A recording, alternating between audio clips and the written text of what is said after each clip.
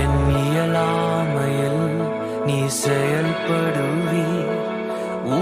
கரம் என்னை விலகாதிருக்கும். ஆண்டவராகிய இயேசு கிறிஸ்துவின் விலையேறப்பெற்ற நாமத்தினாலே உங்கள் யாவருக்கும் என் அன்பின் ஸ்தோத்திரத்தை இந்த காலை வேளையில் உங்களுக்கு தெரியப்படுத்துகிறேன். யோபுவின் புஸ்தகம் 1ஆம் அதிகாரம் 21வது வசனம். நிர்வாணியாய் என் தாயின் கற்பத்திலிருந்து வந்தேன், நிர்வாணியாய் அவ்விடத்திற்கு திரும்புவேன். கர்த்தர் கொடுத்தார், கர்த்தர் எடுத்தார், கர்த்தருடைய நாமத்துக்கு ஸ்தோத்திரம் என்றான் என்று சொல்லி பார்க்கிறேன். கிறிஸ்துவுக்குள் அன்பான தேவனுடைய பிள்ளைகளே, இங்கே யோபு பக்தனை குறித்து நாம் பார்க்கிறோம். யோபு மிகவும் செல்வந்தனாக வாழ்ந்து அவர் செல்வந்தனாய் வாழ்வதற்கு காரணமாக காணப்பட்ட அனைத்து மந்தைகளும் ஒன்றன் பின் ஒன்றாக அழிந்து மாண்டு கொண்டிருக்கிறது. அவருடைய எல்லா பிள்ளைகளும் ஒரேடியாக மரித்து போகிறார்கள். இவ்வளவு நடந்தும் யோபு பாவம் செய்யவும் இல்லை, தேவனை தூசிக்கவும் இல்லை. ஏன் எனக்கு இப்படி நடந்தது என்று சொல்லி எந்த விதமான கேள்வியும் அவர் கேட்கவில்லை. ஒருவேளை யோபுக்கு ஏற்பட்ட இந்த சூழ்நிலை நம்முடைய வாழ்க்கையில ஏற்பட்டிருக்குமானால் நம் தேவனை நோக்கி எத்தனை கேள்விகள் கேட்டிருப்போம், எவ்வளவாய் முறுமுறுத்திருப்போம். ஏதோ நம்முடைய பிள்ளைகள் சொத்துக்கள் பணம் அனைத்தையும் நம்முடைய பிரயாசத்தினாலும் திறமையினாலும் சம்பாதித்தது போல அழுது புலம்பி இருப்போம். ஆனால் யோபு இவை எல்லாவற்றை குறித்தும் தேவனை நோக்கி எந்த விதமான கேள்வியும் எழுப்பாதற்கு காரணம் என்னவென்றால், தன் தாயின் கற்பத்திலிருந்து இந்த உலகத்திற்கு வெளிவந்த நேரத்திலே நிர்வாணியாகவே வந்தது யோபு. பிறந்தது முதல் அவர் இருந்தது வரை தனக்கிருந்த அந்த செல்வங்கள் பிள்ளைகள் அனைத்தும் கர்த்தர் ஒருவராலேயே தனக்கு கொடுக்கப்பட்டன என்பதை யோபு உறுதியாக அறிந்திருந்தார் என்பதை இந்த ரகசியம். அதனால்தான் அவர் சொல்கிறார், அவர் கொடுத்தார், இப்பொழுது எடுத்து விட்டார், எதுவும் எனக்கு சொந்தமில்லை, எல்லாம் அவருடையது என்றுதான் அந்த உறுதிப்பாடு, அந்த நிச்சயம் யோபுக்குள் காணப்பட்டது. அதனால் தான் யோபு கர்த்தரை குறித்து அவர் கூறவே இல்லை. அதனால் அவர் பாவம் செய்யவும் இல்லை என்று சொல்லி பார்க்கிறோம்.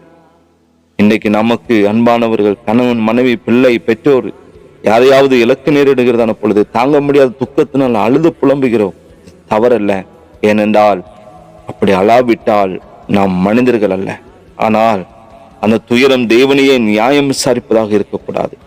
இந்த உறவுகளை கர்த்தரை எனக்கு கொடுத்தார், அன்பான ஒரு கணவன் மனைவி பிள்ளையை கர்த்தர் எனக்கு தந்தார் என்ற சிந்தை நம்முடைய வாழ்க்கையில காணப்படுமானால் நாமும் யோபுவை போல கர்த்தரை கொடுத்தார், கர்த்தரை எடுத்தார் என கூறி நம்மை ஆறுதல் படுத்தலாம். நம்முடைய சொத்துக்கள், பணம், கட்டி எழுப்பிய வீடு, நாம் தேடிக்கொண்டிருக்கிற ஒருவேளை வேலை, இவற்றையெல்லாம் இலக்கு நேரிடுகிறதான பொழுது இவைகளை யார் எனக்கு கொடுத்தது என்ற கேள்வியையும் கர்த்தர் ஒருவரே கொடுத்தார் என்ற பதிலையும் நாமே நமக்குள் தெளிவுபடுத்திக் கொள்ள வேண்டும் என்று சொல்லி பரிசுத்த ஆவியானவர் வாஞ்சிக்கிறார். எனவே கிறிஸ்துவுக்குள் அன்பான தேவனுடைய பிள்ளைகளை, நாம் ஒரு நிமிடம் சற்று சிந்தித்து பார்ப்போம். உண்மையாகவே நாம் எதை கொண்டு இந்த பூமியில கடந்து வந்தோம்? இந்த பூமியிலிருந்து நாம் கடந்து செல்கிறதான பொழுது எதை கொண்டு போக போகிறோம் என்ற ஒரு கேள்வி, ஒரு சிந்தனை இந்த காலை பொழுதிலே நம்முடைய உள்ளத்திலே உண்டாகட்டும். கர்த்தர் தந்ததை அவருடைய கரத்திலேயே கொடுத்து விடும்படியா இந்த காலை பொழுதிலே நம்மை தாமே பரிபூர்ணமாக அர்ப்பணிப்போம். இது நாம் இருப்பது கர்த்தருடைய கிருபை. அதனாலே கர்த்தருடைய அந்த கரத்திலே நம்மை முற்றிலுமாக அர்ப்பணிப்போம். யோபுவை போல கர்த்தரை குறித்து குறை கூறாதவர்களாக, கர்த்தர் எனக்கு சகலம் ஆஸ்திகள் செல்வங்கள் சகலவற்றையும் கர்த்தர் தந்தார் என்கிற எண்ணம் சிந்தனை நம்முடைய வாழ்க்கையில உண்டாகட்டும். அப்படிப்பட்ட பிள்ளைகளை கர்த்தரை இன்னும் இந்த பூமியில் 100 மடங்கு ஆசீர்வதிப்பா. யோபு அப்படி இருந்தது நிமித்தமாக பின்பாடு பார்க்கிறோம், அவர் இரட்டிப்பான நன்மைகளை ஆசீர்வாதங்களை தன்னுடைய வாழ்க்கையில பெற்றுக்கொண்டார் என்று சொல்லி. ஒருவேளை உங்கள் வாழ்க்கையில நீங்கள் இவைகளெல்லாம் இழந்து போன நிலைமையில, எல்லாவற்றையும் இழந்து போன நிலைமையில, கைவிடப்பட்ட நிலைமையில நீங்க தவிக்கலாம்.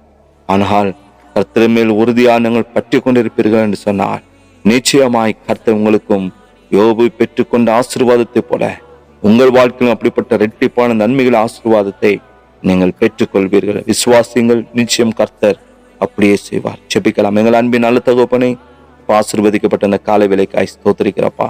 இந்த உலக வாழ்க்கையில அப்பா நாங்கள் பெற்றிருக்கிறதான எங்கள் வாழ்க்கையில காணப்படுகிற அனைத்துமே நீர் எங்களுக்கு தந்தது ராஜா. எதுவும் எங்களுடையது அல்ல ஆண்டவரே. அப்படிப்பட்ட ஒரு சிந்தனை தகப்பனே எங்களை முற்றிலுமாக ஆட்கொள்ள அதை முற்றிலுமாக தெய்வ சமூகத்தில் தாழ்த்துகிறோம் அப்பா, ஒப்பு கொடுக்கிறோம் ஆண்டவரே. நீர் தந்தவைகள் ஆண்டவரே உம்முடைய நாம மிக்க நாங்கள் பயன்படுத்த பிரயோஜனப்படுத்த கர்த்தாவே அவளுடைய கிருபைகளை யாவருக்கும் கொடுப்பீராக. வார்த்தையில கேட்ட யாவரையும் கர்த்தர் ஆசீர்வதிங்க. இயேசுவின் நாமத்தில் ஜெபிக்கிறோம் நல்ல பிதாவே, ஆமென்.